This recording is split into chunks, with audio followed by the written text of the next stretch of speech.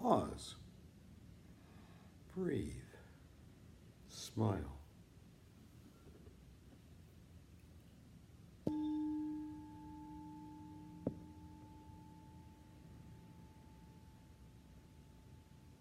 Episode 1, The Art of Letting Go. Honor the resistance. Anything which is troubling you, anything which is irritating you, that is your teacher. Ajahn Chah. Letting go teaches us to locate our resistances and change. As obvious as it may seem, no one can let go and hold on at the same time. So by learning to yield, we learn about where we're still holding back, noting constrictions and blocks that still persist. Change is as constant as the sun, coming up each morning. Not a problem in and of itself. It's a fact of nature. Yet it's a fact of human nature that we resist accepting this is so. For instance, it's natural to die. It's human nature not to accept this. We think death only happens to other people, not us. Fortunately, most of us don't have to take death head on right away. There are plenty of other resistances to use as grist for the mill. After all, what we resist persists.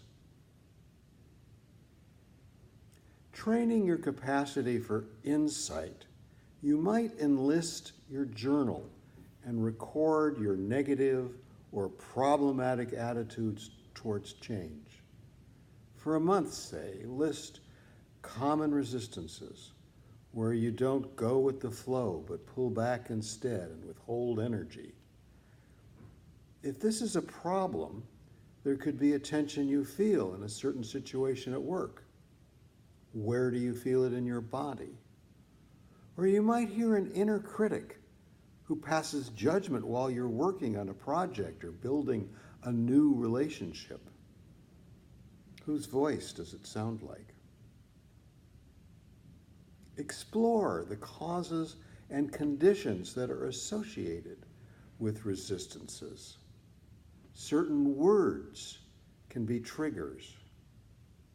Outdated senses of reality or self-image might be at the root. The values of others might get internalized as your own without questioning it. Mental or emotional investments may no longer be rewarding. Divesting and changing them may not be as difficult as recognizing them in the first place. And you might not be the cause at all. You might feel resistance in encounters with other people who've not yet awakened to their own baggage. Meditation can be your laboratory of further research and discovery.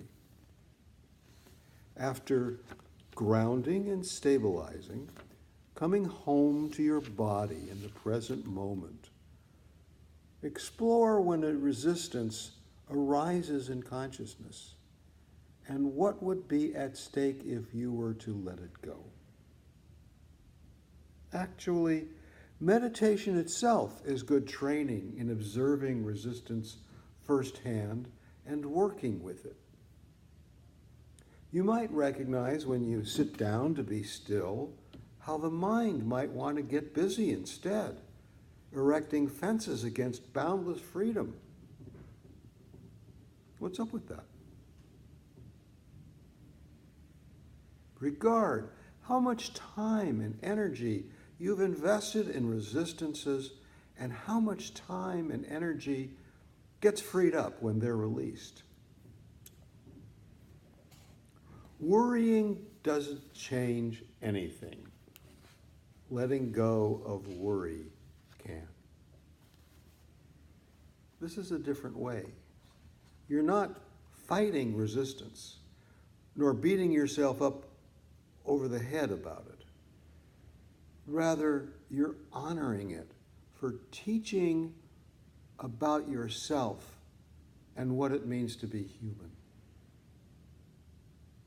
Our vulnerabilities can point out how we are inherently good at heart, just as we are, and locate where we need to pay attention, look deeply, and take care so we don't give up on our highest aspirations.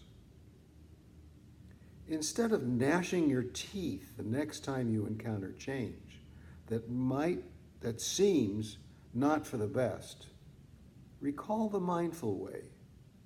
Greet the change as an opportunity to study, observe, practice.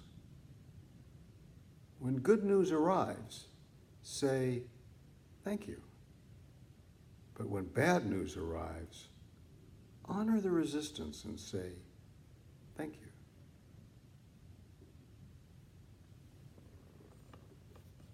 Tune in again soon for episode 1.